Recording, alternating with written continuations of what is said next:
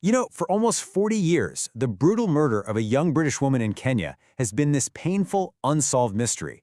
And it's all tangled up in these wild allegations of a cover-up that might just reach the very highest levels of power.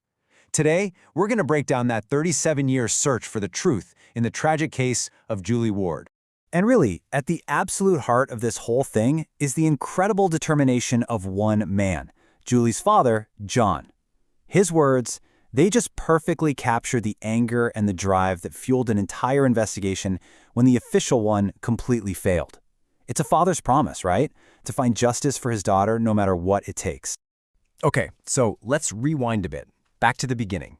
Because before all the horror, there was this incredible adventure. This is the story of 28-year-old Julie Ward, a really vibrant woman who loved wildlife and had just set off on the trip of a lifetime. So picture this, it's early 1988.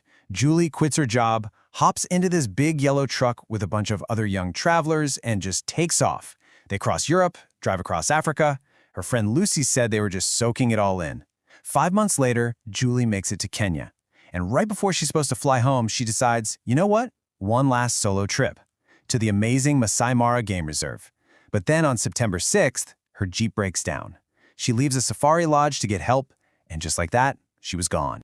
So when Julie doesn't show up, her dad, John, he doesn't wait around. He flies straight to Nairobi and starts his own search. For a whole week, they're scouring this massive reserve. First, they find her Jeep, just abandoned, stuck in a gully.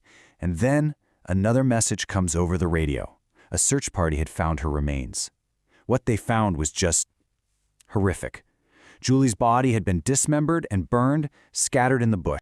That initial shock, well, it very quickly turned into a fight. A fight for the truth. John Ward just refused to accept the story that the Kenyan authorities were telling him, and so began his own personal, decades-long investigation. And right away, you see this massive conflict. On one side, you have the official story from the Kenyan police. She either took her own life or was attacked by wild animals. But John Ward knew his daughter. That just didn't make sense. And a pathologist confirmed his darkest fears with this simple, chilling piece of logic. Julie's leg had a clean, flat cut.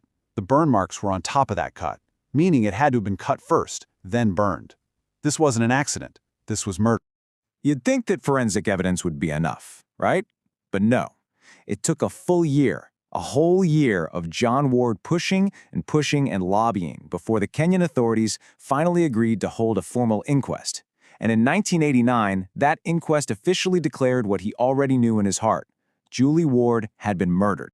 So, okay, now we have an official murder verdict. A real investigation gets launched involving both the Kenyan police